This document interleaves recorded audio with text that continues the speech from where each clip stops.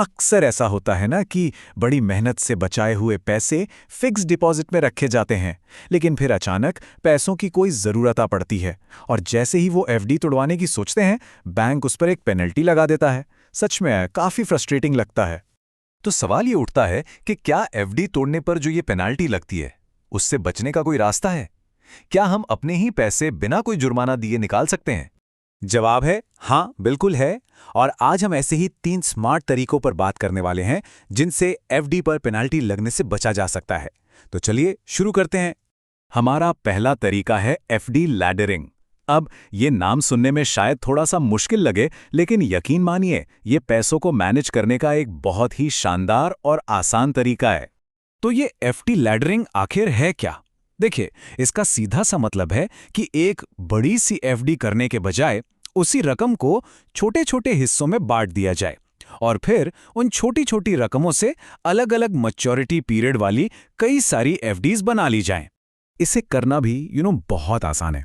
सबसे पहले जो भी टोटल इन्वेस्टमेंट अमाउंट है उसे कई छोटे छोटे हिस्सों में बांट लें। फिर इन छोटे अमाउंट से अलग अलग एफडीज बना लें और सबसे ज़रूरी बात, हर एफडी की मैच्योरिटी डेट अलग अलग रखें। जैसे मान लीजिए एक एफडी 1 साल की, दूसरी 2 साल की और तीसरी 3 साल की। ये उन लोगों के लिए तो एकदम परफेक्ट है जिन्हें पता होता है कि भविष्य में उन्हें कब कब पैसों की ज़रूरत पड़ सकती है, जैसे बच्चों की स्कूल फीस या फिर इंश्योरेंस का प्रीमियम भरने के लिए। और इसका सबसे बड़ा फायदा वो है लिक्विडिटी, मतलब पैसों की आसान उपलब्धता। क्योंकि इस स्ट्रक्चर से होता यह है कि थोड़े थोड़े समय पर कोई ना कोई एफडी मैच्योर होती रहती है। इसका मतलब अगर कभी छोटी मोटी रकम की जरूरत पड़ी भी तो पूरी की पूरी बड़ी एफडी तोड़ने की नौबत ही नहीं आती।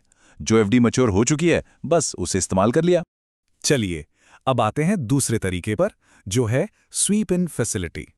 ये उन लोगों के लिए एक जबरदस्त टूल है जो ऑटोमेटिक और आसान समाधान चाहते हैं, खासकर अपने रोजमर्रा के खर्चों को मैनेज करने के लिए। स्वीप इन फैसिलिटी बेसिकली एक ऐसी सुविधा है जो सेविंग्स अकाउंट को सीधे फिक्स डिपॉजिट से जोड़ देती है। इसे एक पुल की तरह समझ सकते हैं जो सेविंग्स अकाउंट की फ्लेक्सिबिलिटी और एफडी के हाई रिटर्न्स, इन दोनों को एक साथ ले आता है। तो ये काम कैसे करता है?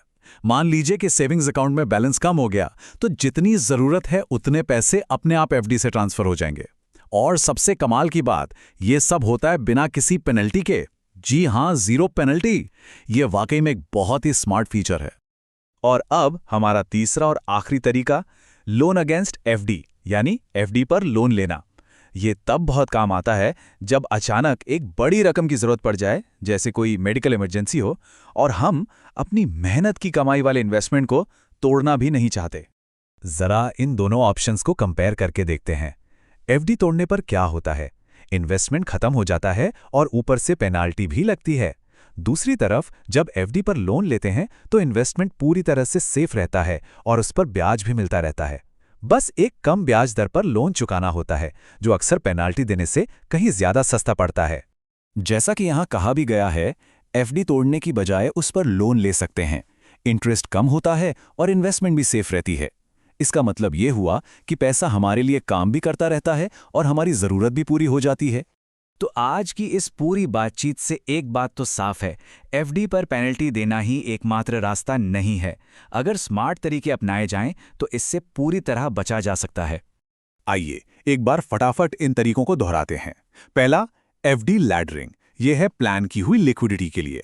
दूसरा, स्वीप इन फैसिलिटी, यह है ऑटोमेटिक और बिना पेनाल्टी वाले एक्सेस के लिए। और तीसरा, एफडी पर लोन, यह किसी बड़ी और अचानक आई जरूरत के लिए है ताकि इन्वेस्टमेंट सेफ रहे।